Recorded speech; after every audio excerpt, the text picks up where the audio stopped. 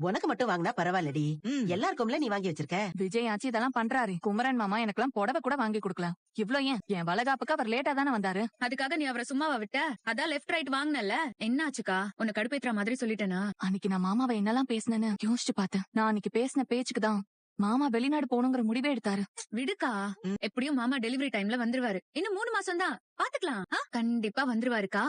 விஜய் தான் மாமா கிட்ட பேசினதா சொன்னாருல்ல. புடவை ரொம்ப நல்லா இருக்குடி. இன்னும் என்னடி இதுல 2 பை இருக்கு? சித்தி சித்தப்பா பாட்டிக்கெல்லாம் ட்ரெஸ் எடுத்தியா?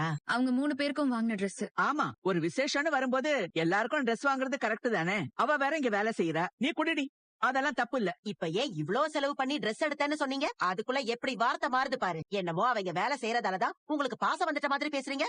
கொடைக்கானல நான் உடஞ்சி போய் இருக்கும் போதே தனியா போய் உன் பேர் என்னன்னு கேட்டால் தானே நீங்க. நீங்களே போய் இந்த ட்ரெஸ் கொடுத்துறீங்களா? இந்தாங்க.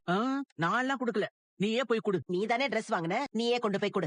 அதெல்லாம் ஒண்ணும் இல்ல, நீ குழந்தையோட இருக்க, நீ குடுக்கறதுதான் சரி. ஆனா இத்தோட நிறுத்திக்கோ, அவங்க ஒண்ணும் நமக்கு சொந்தம் கிடையாது. அவங்கள சொந்தமாலாம் நான் நினைக்கலமா. வீட்டுல தங்கி இருக்காங்க, எல்லாருக்கும் எடுத்துட்டு அவங்களுக்கு எடுக்காம இருக்க வேண்டான்னு தான் ட்ரெஸ் எடுத்தேன். சரி வாங்கிட்டேன், இதுக்கு மேல சரி தப்பெல்லாம் யோசிச்சுட்டு இருக்க வேண்டாம். நீயே கொண்டு போய் கொடு.